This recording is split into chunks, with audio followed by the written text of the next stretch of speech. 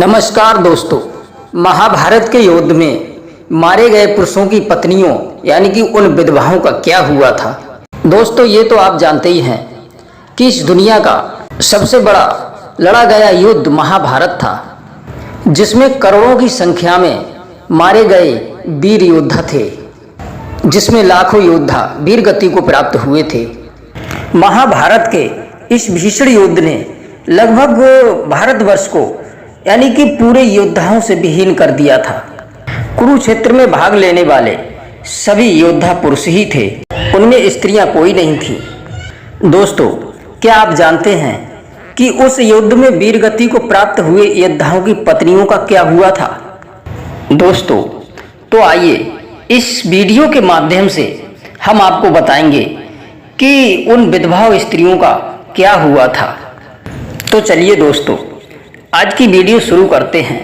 लेकिन इससे पहले आप सभी से निवेदन है कि हमारी चैनल को सब्सक्राइब अवश्य करें और वीडियो को पूरा अवश्य देखें। बेल आइकन ऑन करें, क्योंकि हम इस चैनल पर रोज नई नई ज्ञानवर्धक कहानियां लेकर के आते रहते हैं, जिनका नोटिफिकेशन आपको मिलता रहे और आप उस वीडियो का लाभ उठा सकें।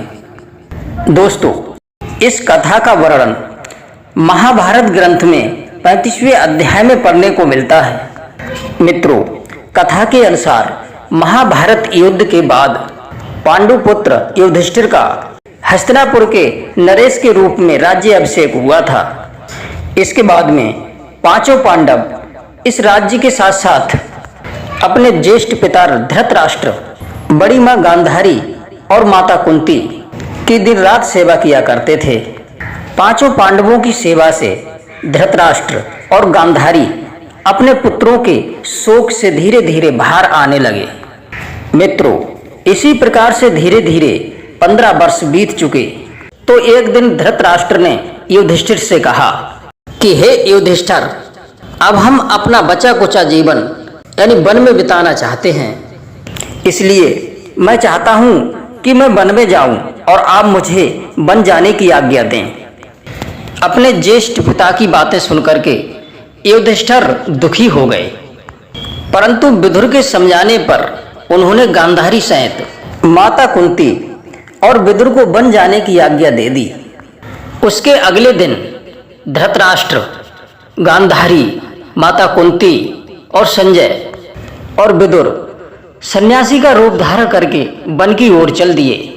इसके बाद पांचों पांडव अब अपनी प्रजा की सेवा में लगे रहते हैं।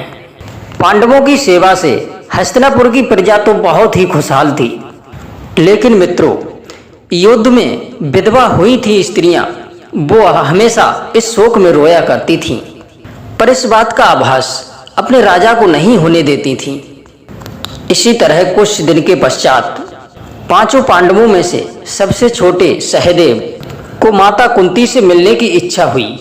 सहदेव ने अपनी इच्छा चारों पांडवों यानी अपने चारों भाइयों को बताई। सहदेव की बातें सुनकर के सभी पांडव वन जाने के लिए तैयार हो गए और उनकी पत्नियों के मन में भी अपने सास ससुर से मिलने की इच्छा जाहिर हुई। यह देख हस्तिनापुर नरेश युधिष्ठिर ने वन जाने की आज्ञा दे दी और आवश्यक वस्तुओं को साथ ले चलने की भी आज्ञा दे दी। अगले ही दिन पांचों पांडव द्रौपदी के साथ में वन के लिए चल दिए। यह देख करके हस्तिनापुर की प्रजा भी उनके साथ में चल दी। उन पांचों पांडवों के साथ में वो विधवा स्त्रियां भी थीं, जिनके पति उस महाभारत के युद्ध में वीर गति को प्राप्त हुए थे। वन में पहुंचकर पांचों पांडव उस आश्रम में पहुंचे, जहां धृतराष्ट्र, गांधारी, कुंती सभी लोग निवास कर रहे थे। बाकी के हस्तिनापुर निवासी उसी आश्रम के आसपास में निवास करने लगे। कुछ दिन के पश्चात महर्षि वेद व्यास जी उसी आश्रम में उन पांचों पांडवों से मिलने के लिए आए थे, परंतु वहां वेद व्यास जी ने देखा कि पांडव सहित हस्तिनापुर के सभी निवासी युद्ध में मारे गए अपने सभी परिजनों के शोक में डूबे हुए हैं। यह देख करके महर्षि वेद व्यास जी ने कहा कि आप लोग युद्ध में वीरगति को प्राप्त हुए अपने परिजनों को याद मत करिए। वे सभी स्वर्ग या दूसरे लोकों में सुखी पूर्वक निवास कर रहे हैं, उन्हें किसी प्रकार का कोई कष्ट नहीं है। वे सभी अपने अपने लोकों में अति प्रसन्न हैं। लेकिन मित्रों, महर्षि वेदव्यास जी के इन कथनों से भी उन लोगों का शोक दूर नहीं हुआ।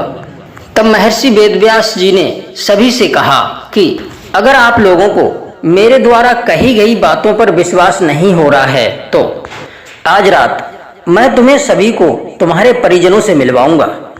महर्षि वेदव्यास के मुख से इस तरह की बातें सुनकर सभी के चेहरे पर थोड़ी मुस्कुराहट आ गई। जिस आश्रम के आसपास सभी निवास कर रहे थे, वह आश्रम गंगा नदी के तट पर स्थित था।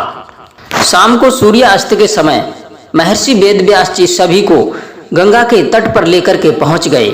फिर सूर्यास्त के बाद में उन्होंने अपने तपोबल से महाभारत के युद्ध में मारे गए सभी योद्धाओं का आह्वान किया। महर्षि के आह्वान से सभी योद्धा एक एक करके गंगा जल से बाहर निकलने लगे।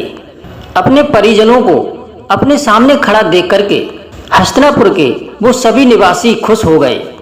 इसके बाद सभी ने अपने अपने परिजनों से बात की।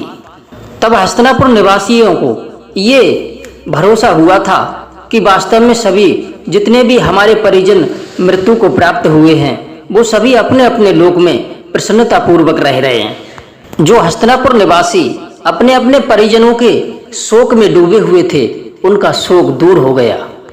अब कुछ समय के बाद में महाभारत के युद्ध में मारे गए वो सभी वीर योद्धा उस गंगा जल में एक एक करके डुबकी लगाकर समाप्त होते चले गए और अपने अपने लोक में पहुंच गए। यह सब देख करके महर्षि वेदव्यास ने अब कहा कि जो भी विधवा स्त्रियां हैं जो अपने पति के साथ में जाना चाहती हैं, तो इस पवित्र गंगा जल में डुबकी लगा करके अपने पति के साथ जा सकती हैं और अपने इस जीवन को यहीं समाप्त करना होगा। महर्षि वेदव्यास जी के इस तरह के वचन सुनकर के वो हस्तिनापुर की सभी विधवाओं ने उस गंगा में डुबकी लगा लगाकर अपने जीवन को त्याग दिया और सभी विधवा स्त्रियां अपने अपने पति के लोक में चली गईं और अपने अपने पति के साथ में आनंद पूर्वक रहने लगीं, अपने अपने पतियों की सेवा करने लगीं। तो दोस्तों, हम उम्मीद करते हैं आपको इस वीडियो से बहुत कुछ सीखने को मिला होगा और आपको ये वीडियो पसंद भी आया होगा। यदि आपको ये वीडियो पसंद आया हो तो वीडियो को लाइक और शेयर अवश्य करें। आप सभी दर्शकों का बहुत बहुत धन्यवाद और हमारे चैनल को भी सब्सक्राइब करें, बेल आइकन ऑन करें, जिससे हर नई वीडियो का नोटिफिकेशन आपको मिलता रहे और आप उसका लाभ उठाते रहें। तो आप सभी का बहुत बहुत धन्यवाद। जय श्री कृष्णा, जय श्री राधे।